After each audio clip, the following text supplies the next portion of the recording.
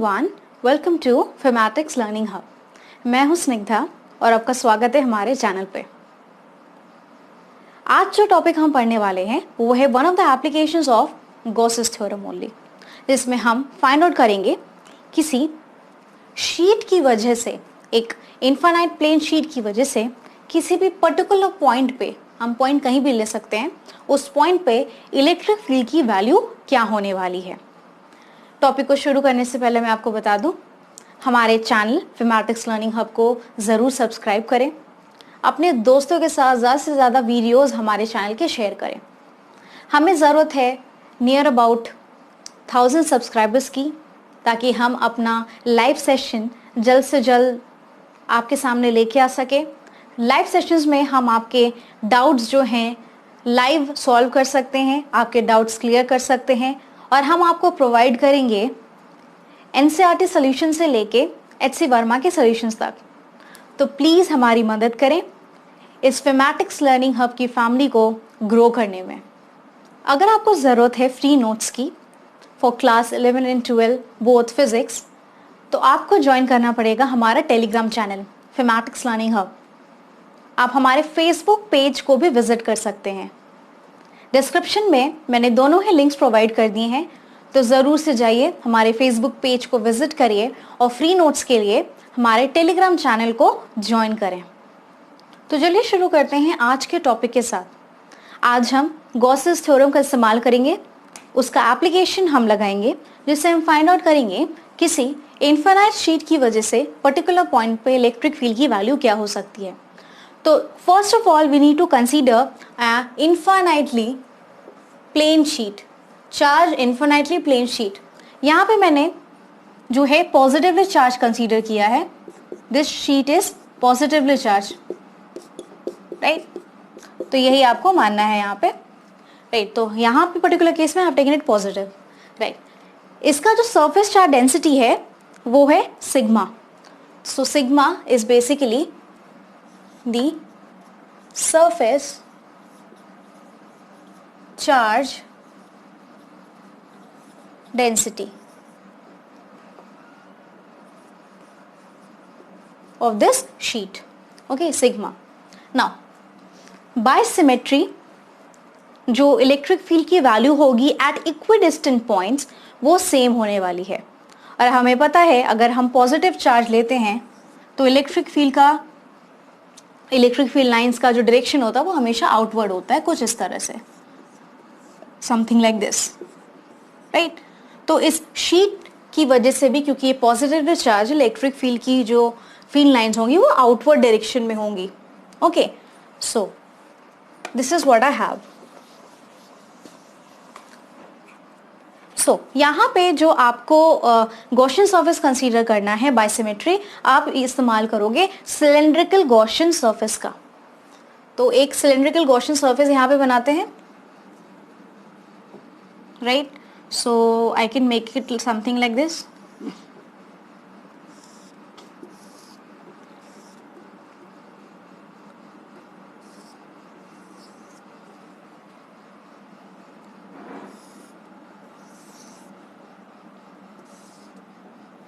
Right. सो कुछ ऐसा एक गॉसियन सरफेस मान लीजिए, सिंपली जो इस प्लेन शीट के थ्रू जिस इसको कट करते हुए जा रहा है, इसके अक्रॉस जा रहा है। सो this is the Gaussian surface that I have taken, right.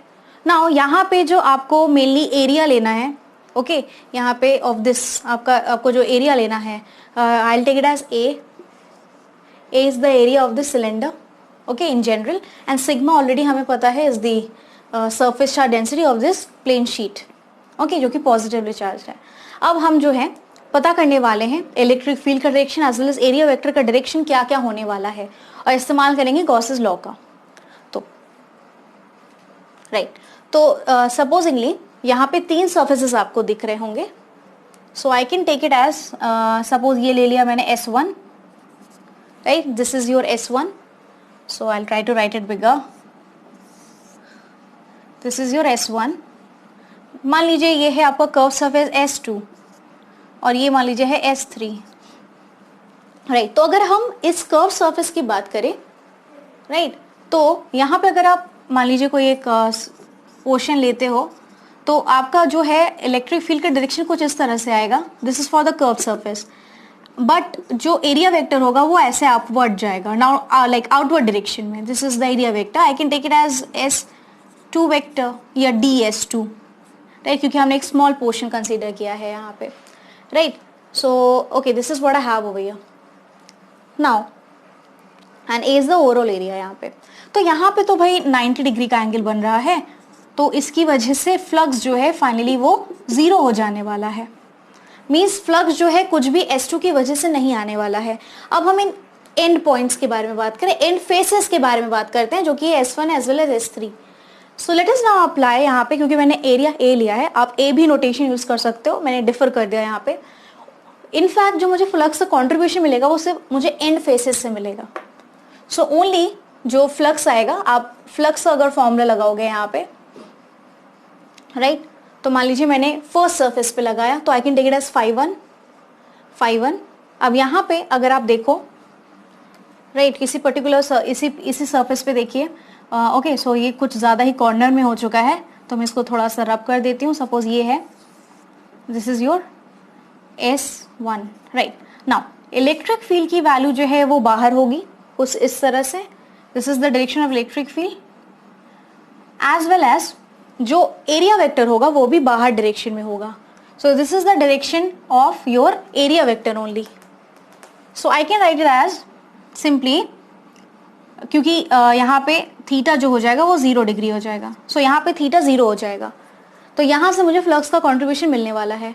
Similarly अगर मैं यहाँ पे सरफेस को लेके चलूँ तो यहाँ भी मिलेगा आपका जो है अगर मैं इस सरफेस को कंसीडर करूँ S3, तो इलेक्ट्रिक फील्ड का जो डायरेक्शन है वो भी बाहर है, एज वेल एज जो एरिया वेक्टर है वो भी इसी डायरेक्शन में आएगा, सेम डायरेक्शन में आने वाला है. सो यहाँ पे जो थीटा हो जाएगा it will be 0 degree, right. So यहाँ पे cos 01, यहाँ भी cos 01.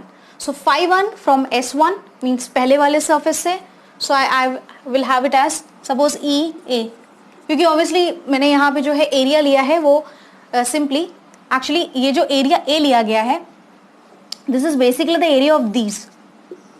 ओके, तो इसका ये कर्व सरफेस के हिसाब से कुछ भी नहीं आएगा, इसका एरिया A है एंड इसका भी एरिया A है. Okay, this is the area of these two and faces A. And curve surface area की वजह से मुझे ज़रूरत ही नहीं है इसका एरिया निकालने की, क्योंकि फ्लक्स का कॉन्ट्रीब्यूशन कम्प्लीटली 0 आ रहा है. So I can write it as E into A. So I write it as E into A.